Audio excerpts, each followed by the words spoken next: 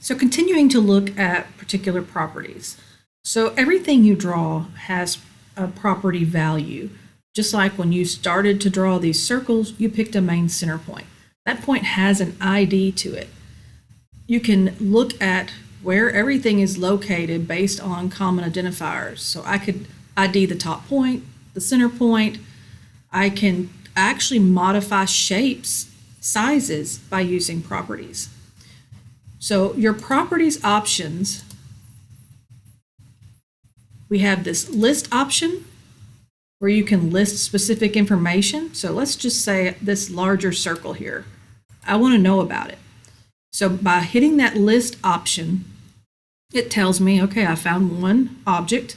It was a circle. It's on a particular layer object.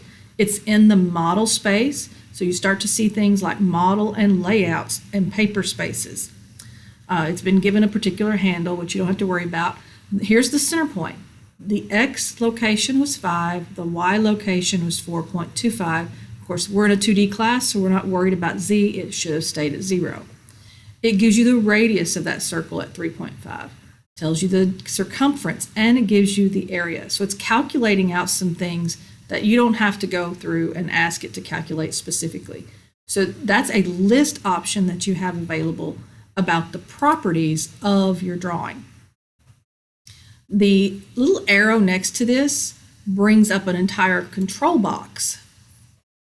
I'm kind of going to expand that a little bit out, making sure you can see everything. So at the top it says nothing has been selected. It'll allow you to toggle through and select your pieces. So I'm going to pick that same circle. It has general information. Color is set by layer. The layer is an object layer. If it needed to be another layer, guess what? Here's another way you can change it to a different layer. It's got a particular line type. Again, if it doesn't need that line type, I can go in and make a change to that. It has a line type scale. Sometimes this is helpful. Sometimes these center lines and hidden lines, the patterns, the way they're written in AutoCAD are so big, but the space you're trying to place them in is so small, the pattern never shows up. So you could go in and change the scale of that pattern, either to make it larger or smaller, depending on which way the pattern needs to appear in your drawing.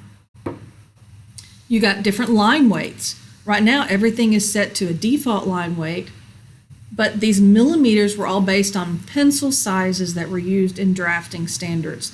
So we would have object lines might have been a 0.5 or a 0.7. So you can actually pick out those patterns of the lines, but we're not going to change any of those values. The transparency is set by layer. So again, you saw transparency in this option. So again, how much do you want it to show? They all have a different transparency level because when you lock and unlock, that's that transparency that you're seeing. You could do a different thickness on your lines. So that's different than line weight. That's just saying, hey, this thing needs to have a thickness to it that's not necessarily part of the line weight. Again, materials, we don't have materials. We're not using those. We're not doing 3D. Underneath that is all your geometry again. So in our list option, it told us, where's the center point? X was 5, Y was 4.25. Again, not dealing in Z, but it was 0. Here's your radius. Here is the diameter. Here's the circumference. Here is the area. So let's just say that outer circle, you get in here and you realize, oh, I used the diameter for the radius, or vice versa. Or it needs to change. Say that they've modified this part and now it needs to be a 3-inch radius. I can click in that box, type in 3 and hit enter, and it automatically modifies the size of the circle. And it updates all of the information. So we have some classes in what's called parametric modeling. And that's sort of one of those features of parametric modeling, that you draw something and then you can modify or change it using those variable properties. So that's how the properties is going to work for something fairly simple like this, changing layers and colors. Now, we'll do another lesson later when we get into the dimensions. Let's just say I'm going to use a radius dimension for that part now. I can click on the properties for the dimension. I still have general, I have some miscellaneous stuff, and then below that, I have every one of the things that are on the dimension style.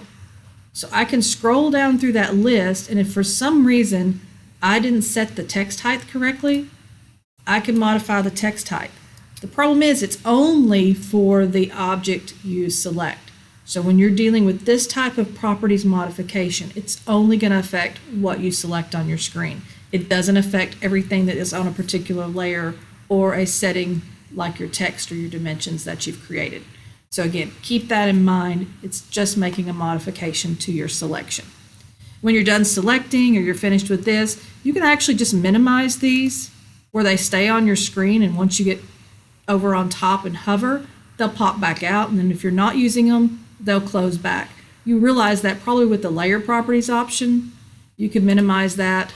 So when you aren't using that layer, you can come back over here and it'll minimize to the other side. So I can close that.